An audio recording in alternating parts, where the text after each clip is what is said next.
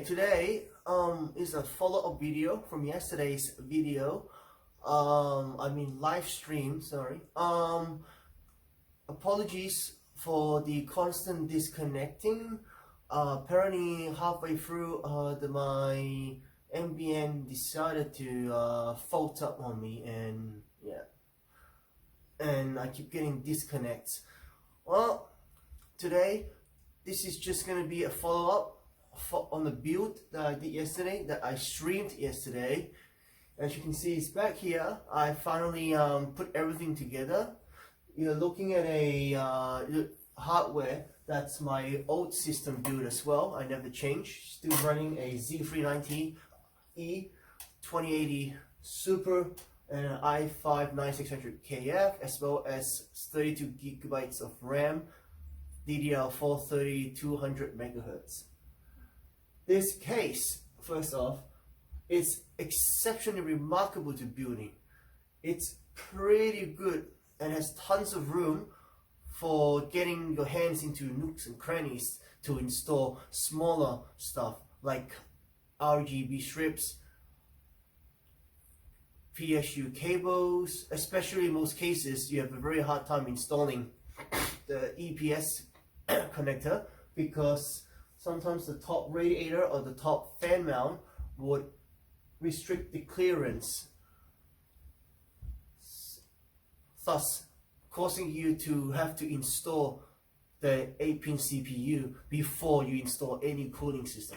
But this case, I was able to keep all the fans, really. Like, I just installed all the fans and the radiator and the cooler, and I was able to still install connect the 8-pin, the 24-pin, and the PCI to 8-pin connector.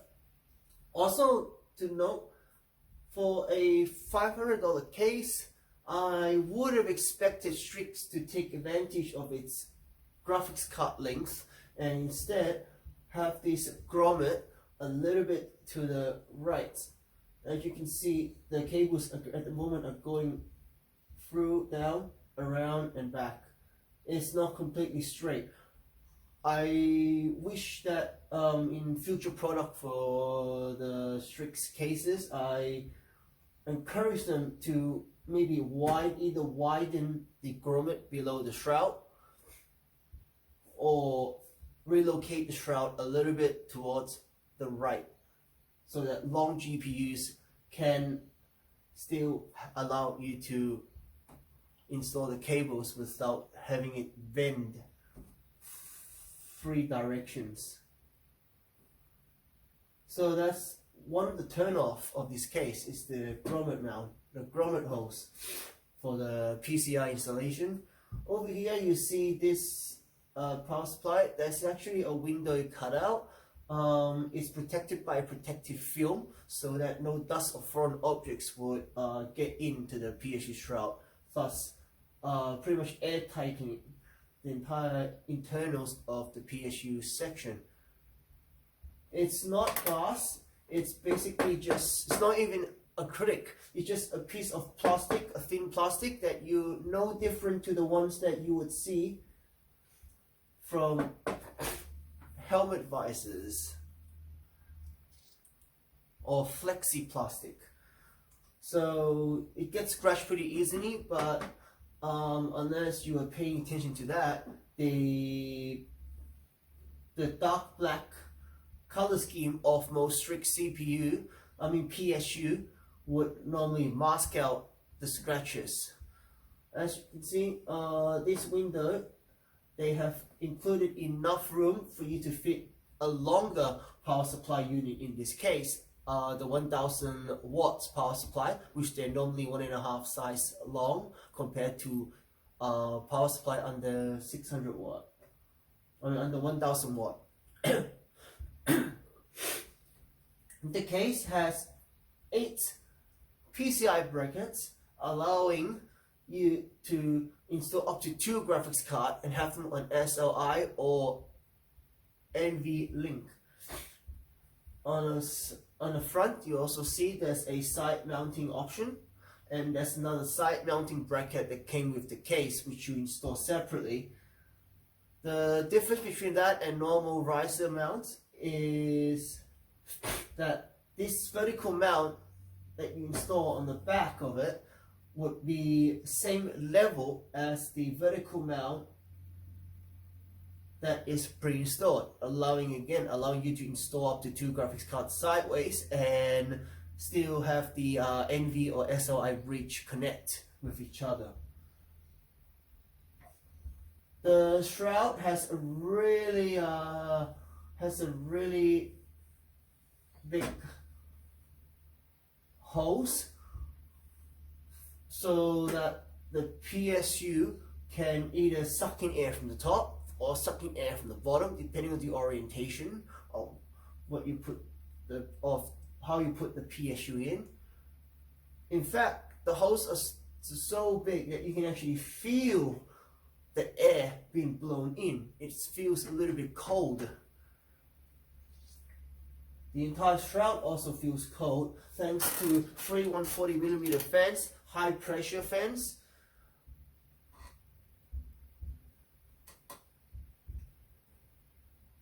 Right now they are basically spinning at a standard rate, but these fans suck air in so well in restricted confined areas such as this tempered glass front.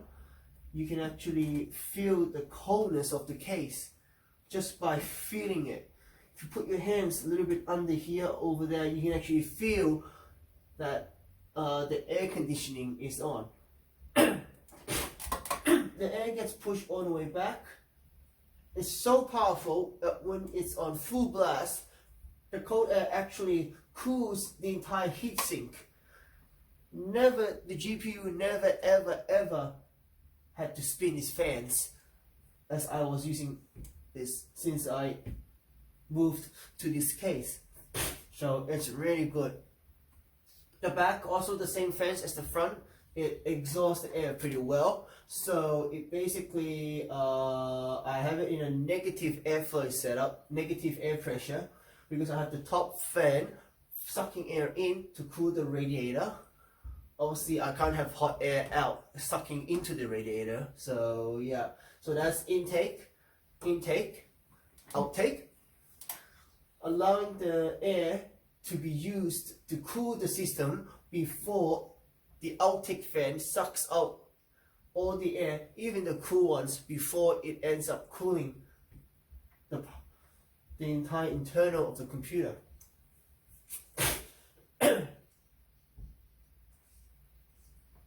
As I mentioned in yesterday's stream, the entire case is metal. There is actually no plastic pieces apart from the PSU shroud and the stand.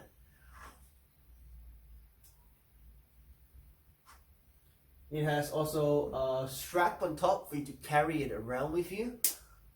There's 2 Velcro tabs that acts as a Velcro handle. And there's enough clearance between the radiator and the back of the motherboard tray, enough for you to tuck cables in or route cables to the back without removing the radiator. Very easy to work with. This case is very easy to work with. The good thing about it is plenty of room, plenty of moving space, plenty of cable hiding options, and it also has 2 GPU anti-slag holders that you can prevent the slag of up to 2 graphics cards. If it's not used, it's simply stowed by swinging it back. The front here of this cable cover, you can fit a 2.5-inch SATA SSD. The reason why issues decided to include it in the front here is because for RGB SSDs such as the TeamForce T series, you can actually showcase the RGB from the SSD, thus increasing it from increasing the RGB presence inside the case. I was going to install the Corsair QL fans, but apparently one, they are not as effective as this case fan that comes with it after seeing how cold it is. So I decided to keep them. After all, I found that having RGB fans is pretty much overkill on RGB. All you need is the internal. I might buy a LED strip and put it on the top, on the side, on the bottom maybe, but that's to be decided. This cable, the cable cover is actually pretty well developed. Notice the top is actually a little bit higher. The reason why is because you need to fit the 24-pin ATX, which sometimes can be a pain in the ass to put the cover on after you install the 24-pin ATX. The bottom is just SSD. The bottom is just SATA cable, fan cable, so it doesn't have to be high. It indents in and then it actually goes down like that. So it's pretty short here on the clearance, and the clearance pretty high here, which is a pretty good design. This is a 360mm radiator. I chose it because it looks more consistent. And I also managed to sell my 240mm version of this ROG cooler. So yeah, with that done, for thermals, let's dive into a game. So now into the game. The fans have been on. I set the fans on full load, even the AI cooler. That's why it's so loud. That's the frame rate counter. I have it on frame cap on. I capped it at 165. Now, normally what happens in the normal cases, once the CPU hits about 60, which then it starts to throttle, meaning that you may notice some frame skips and the game becomes jolty. But today we're going to test the cooling on this thing.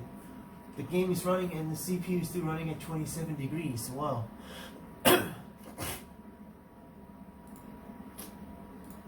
Still very smooth. There's no jerky movements. 26 degrees. Normally when I play this game on my old case, it goes up to 50 degrees every time when I launch the game. And that's launching the game, not playing it. It hits 50 just as soon as it hits the menu screen. But now, no.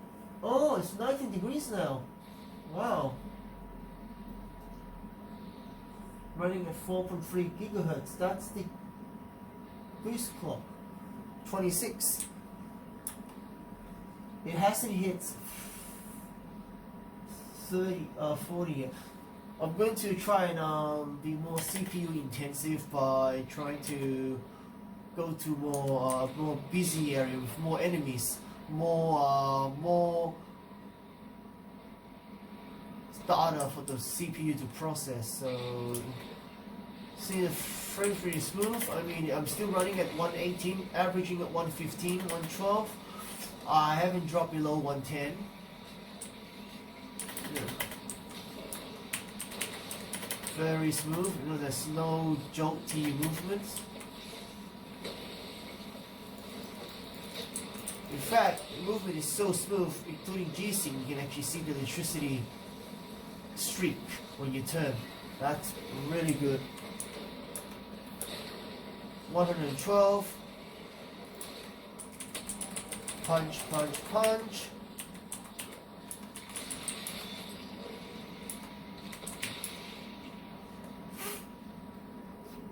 No tearing. So the CPU ain't throttling. It's running at 4.5 gigahertz. 29 degrees. Nope, hasn't even hit 30 yet. Oh my god, the air this case sucks in is really cool, I have to say.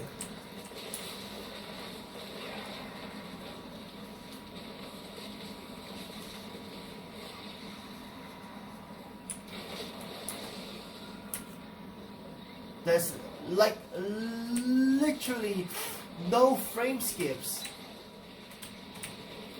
It's just one smooth motion. I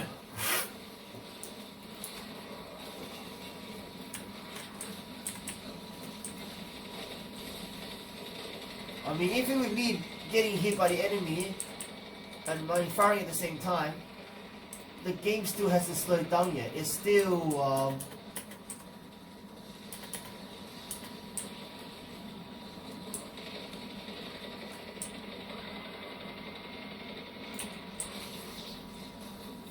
see when I died, the camera panned. It was panning so fast, like it's like turning your head around without stopping. Going to 108 frames, 103. Okay, hasn't dropped down to 100 yet. That's pretty good. Alright, the cooler is the CPU is still running at 28 degrees. Wow. Literally never, it hasn't even hit 30 degrees yet. Oh my god. Still smooth as hell.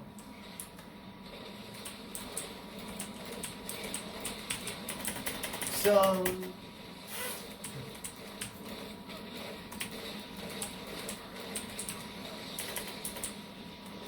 although there's still notice a little bit of pixelation when I turn, but that's because of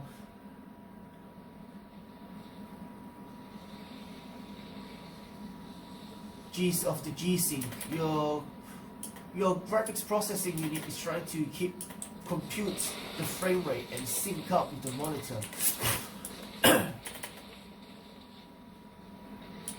For G-Sync gaming experience, if you want smooth gameplay, I would suggest you getting a TN version instead, because the high response rate for IPS panel would pretty much be very taxing on the graphics card with G-Sync.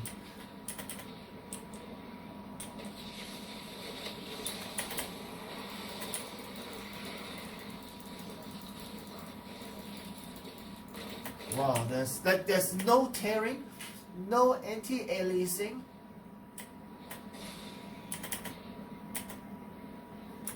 And the game hasn't even slowed yet. There's no frame skip still.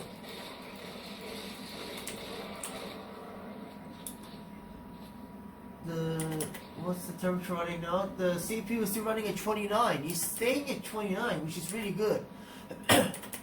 Oh my god. I'm not sure if it's the fans or if it's the 360mm wrap cooler. Because I was using a 240 and before, and 330 is pretty much, you have an extra set of radiator and an extra set of fans. So that could be that's contributing to it.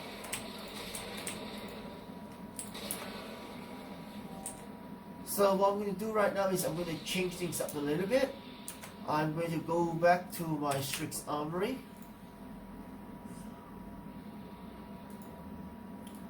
Go to Device, ROG. I'm going to set the fan to silent now. So now by doing that, it's a lot more quieter. And secondly, now I'm basically relying on the air intake of the fans of the case. And let's see how that turns out. So now with the fan spinning on quiet, has the temperature changed? Yep, 31. It went a little bit above 29, but that's only 2 degrees Celsius increase, which is not bad. Oh, it went back to 29.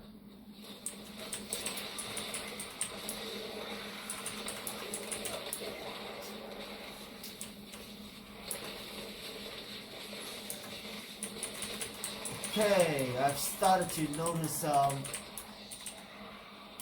but that's only because I tapped out.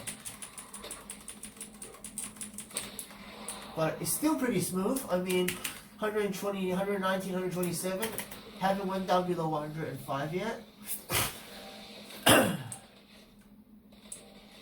Still 3.8, 30 degrees now. Yep.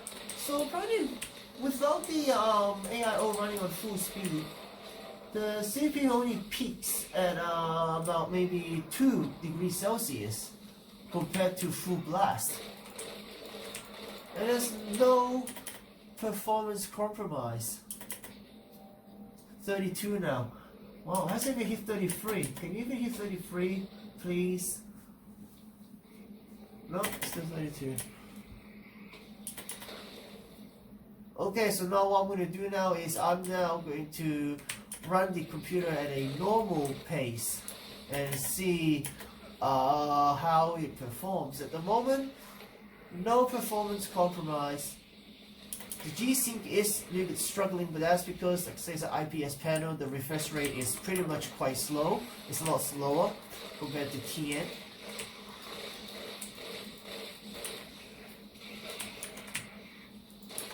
Just clear this area first.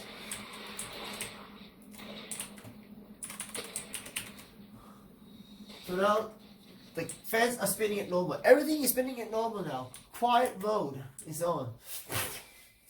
Now the CPU is, what temperature is it on? It's 33 degrees. Alright, that's good. You finally went up to 33. Good job. That's what I want you to do. You finally listen to me for once. Still smooth. CPU hasn't throttled yet. I'm still getting 119 frames, good frames, 136. Haven't dropped below 110. 33 degrees. Wow. Even with everything on silent, the fan's running slowly. Less air intake. CPU is only still peaking at, capping at 34, 35. Hasn't even hit 40 yet. Wow. This case really has no compromise.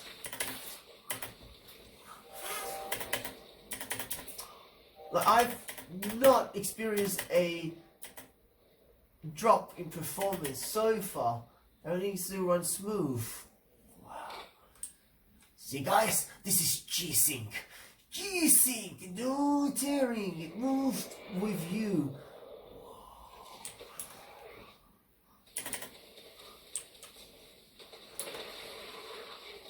Wow, the particle system, the particles are actually quite smooth. 36 degrees now. Oh, gonna keep at this for a while longer and see if it goes up to 40. So, what do you guys think? You guys think it's gonna go up to 40? I mean, thermal and temperature wise, $500 case, this $500 case isn't really that bad. I must say. Oh, still sticking at 35, 128 frames.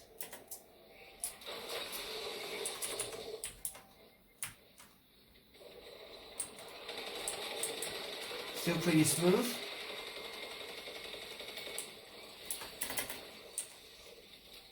Jumping and reload at the same time, still smooth. 36 degrees. We haven't hit the 40 mark yet, guys. So that's pretty good. Cooling wise, this case is actually pretty good. It's worth the money. I mean, it's less taxing on your CPU and it allows your fans to work less. While still allowing the cold air. So I think it's not just size, the fact that the stock fan that comes with this, although not RGB, but has pretty good air moving capability. Like the air pressure that is blowing in, it's phenomenal.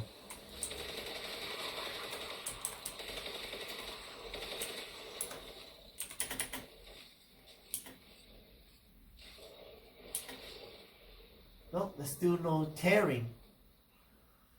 Wow.